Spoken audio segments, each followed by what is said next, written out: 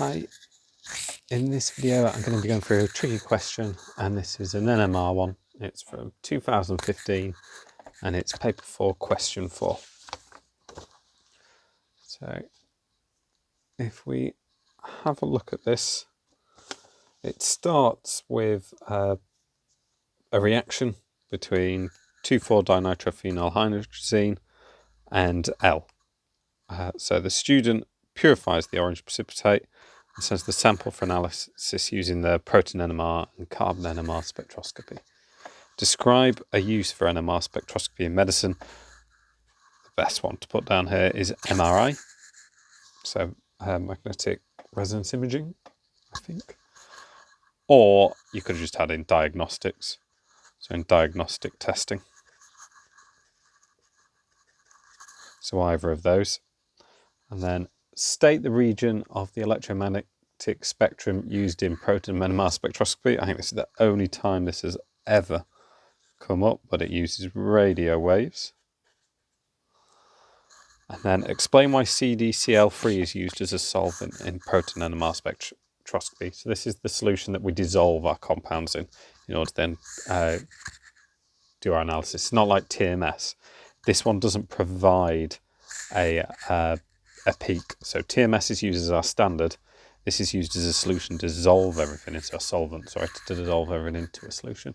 And then we use CDCl3 because that's deuterium. There are no hydrogens, so no protons. So it doesn't provide a peak itself. So it'll be blank. In C, proton NMR spectrum of L is shown below. How many different carbon environments are there? So we just count the peaks. 1, 2, 3, 4, 5, 6, 7, 8, 9, 10, 11, 12, 13, 14. So 14 peaks there. There's probably 16 hydrogens because there's 2 that are double. 16 carbons either, not hydrogens, but put that in there like that. So next up, the reaction of K to form L is repeated below. So we have K here reacting with 2,4-dinitrophenylhydrazine to form an orange precipitate. And the proton NMR spectrum of L is shown below. So this is L over here. So use your answer to C. So we've got 14 environments. And the data given to identify R1 and R2 and the structure of compound L. So C used carbon NMR, now we're looking at proton NMR. So what I'm going to do here is I'm just going to label these A, B, C, D and E, and we'll work through each one, look at what it can be and pick up as many marks as possible. So if I take A first of all, just remind you of A. So A is over here, and what looks like a big mess at 7. When we get these complicated peak structures at between kind of 6 and 8, we can always identify those as benzene. Now this is unique about benzene though, that it has a relative area of 7. So although it looks like benzene, it's got relative area of 7, it's probably 2 benzenes. And we know we've already got one ring here, structure. There's probably in R1 or R2, there's going to be another ring structure as well. And we can tell a few things about it from this 7. So chemical shift at, should we say 7.2.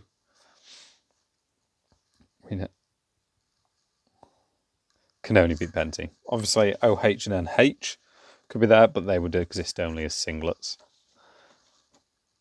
Then, if we know it's benzene, we know we've only got 7 hydrogens as well. So we've got 1, 2 and 3 in this one. So we've got that one identified, that's going to be part of it, with 3 hydrogens attached, but then we also have one with 4. So we'll have RH, it's a bit like that, and another one with 4 hydrogens attached. Now, it could be in the para, meta, or ortho arrangement. We don't know yet.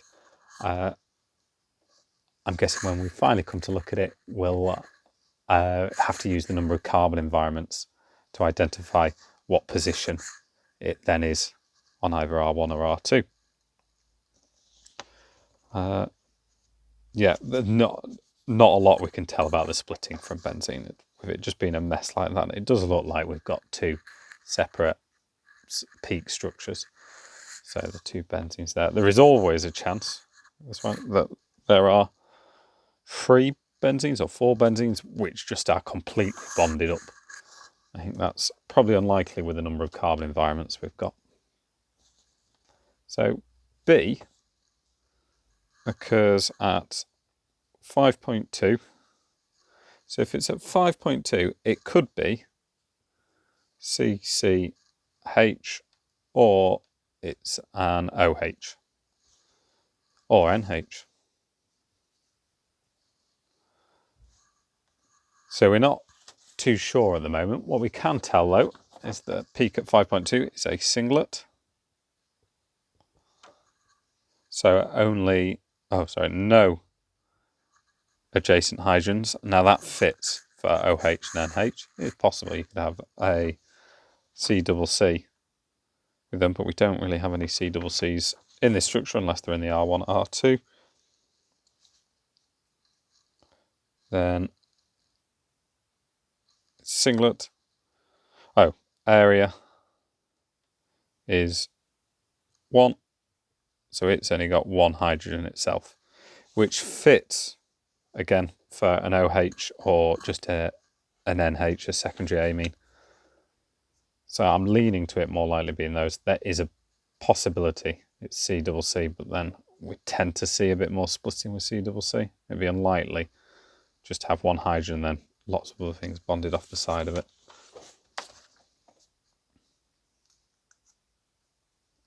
So environment C occurs about 2.3.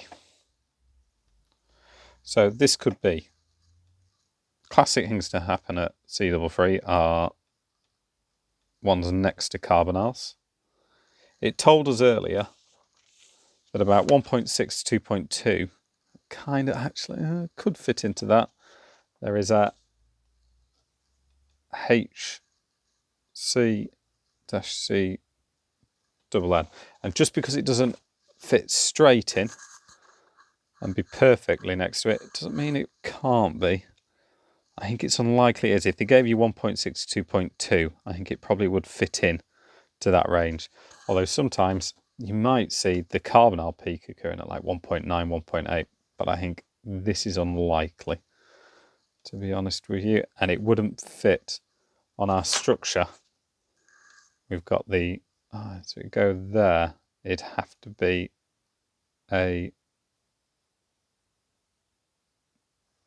if it's a 2 carbons next to possibly next to a methyl group, and then what else could it be? It could be next to a benzene ring. Again, looking at the structures that are going on at the moment, I think this is the most likely one. Underline that, but this is the most likely one. Then we've got a peak at 1.8. So I think this, because they've told you the chemical shift of HCC double dash N is between 1.6 and 2.2, the peak that fits that is going to be HCC double dash N. Sorry, I forgot to do some info. I'm losing some marks. You get so many marks of these. Peak C was a quartet. So 3 adjacent hydrogens, and its area was 2, so it has 2 hydrogens. Then peak D, this peak here, that's at 1.8, huge amount of space to do all this on. It's going to be, because they've told you where this peak appears, they've told you for a reason. So the one between 1.6 and 2.2 is going to be a HCC double N, which is going to be either one of R1s or R2 because they're both C double dash N. And because we've got 2 possibilities it could be, because only one fits in that range really. We can assume that whatever, let's say it's R1 is going to be to this peak, we can there R2 is not going to have any hydrogens in its environment because they're not appearing between 1.6 and 2.2. So at 1.8 we've got HCCN. It is a singlet, so no adjacent hydrogens, and its area is equal to 3, so it has 3 hydrogens. I'm going to put environment E just over here because it's a nice easy one. 0.8, so it's our RCH. It is a triplet, so 2 adjacent hydrogens. And when you see that, when you see a triplet and a quartet down here, you can normally assume that this one is going to be bonded to that one, because it's got 3 hydrogens in, so it's going to cause the quartet in here. It's got 2 hydrogens in, so it's going to cause the triplet in PK. Then 0.8 triplet, area equal to 3, so 3 hydrogens. So we've got that info kind of down for this structure, and start to draw it out a little bit.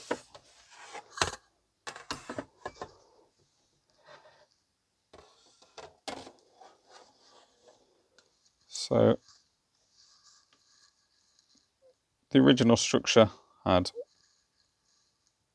this ring structure, an NO2, so no hydrogens there, NO2 there, into a nitrogen, into a nitrogen, into a hydrogen. That went into a carbon, and then we got our R groups on the end there. So looking at this, we've got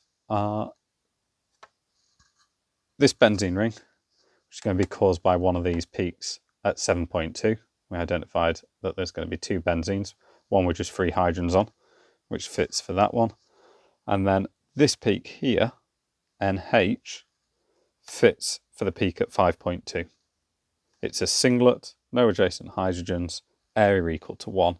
That's the only one that could fit in there. It's the only one with 1 hydrogen. So that's the only environment that could be. So that identified what that 5.2 was clearly. So that leaves us with a benzene ring still with 4 hydrogens attached to it, a 2.3, which we've not seen any oxygen, any carbonyls, so we can probably rule that out. It's going to be, I think, most likely something next to a benzene ring, because we're going to add a benzene ring on. That has 3 adjacent hydrogens and 2 hydrogens, so we then think that's going to be attached to E in order to give it that quartet and triplet structure. And then we've got a singlet with 3 hydrogens on, which is next to a C-double-N bond. So if I just look at D first, there's my C-double-N. So I need a singlet, so it's going to be bonded to, it's going to have no adjacent hydrogens. So that rules out this being a hydrogen there. So we've got a CH3 to the carbon to an N. So that's D then taken care of. So now what we've got left is C, E, and a benzene ring. And so we know that this can't have any hydrogens on whatever environment we put here, because that would then appear between 1.6 and 2.2. We get a second peak there because we'd have the C-double-N CH environment, and that doesn't show up. So we need something that doesn't have any hydrogens in its environment, and that's going to be one of our benzene rings. So I'm going to put a benzene ring next.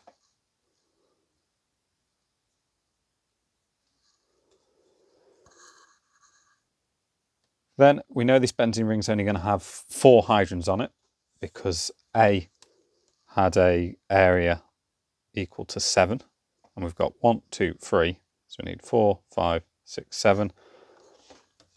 So there's going to be a bond, and it's either going to be here, here, or here. So we'll try each one and then work out the number of environments, of carbon environments. So I'm going to put the CH2 there, because that CH2 is what we identified here. It's this one. It's next to a benzene ring. It's got 2 hydrogens, and it's next to something with 3. So then I'll put a CH3 on there.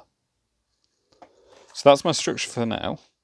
What I need to do is work out how many carbon environments are, because the CH2, CH3, at the moment, I've got it in the meta. It could be ortho, it could be para. So it could be in any one of 3 positions. So if I count up the number of environments I've got here, of carbon environments, I will have 1, 2, 3, 4, 5, 6, 7, 8, 9, 10, 11, 12, 13, 14, 15, 16. So that won't fit for this one. Too many environments. We counted up earlier, we're going to get 14. Then, if I move it to the next position, that's going to have the same problem. These are still all going to be different. I'm going to have 15, 16 different carbon environments. So, hopefully this works now if I move it to the para.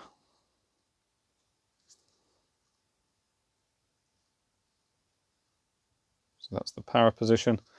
All those stay the same. 7, 8, 9, 10 and 10 are now identical. 11 and 11, 12, 13, 14.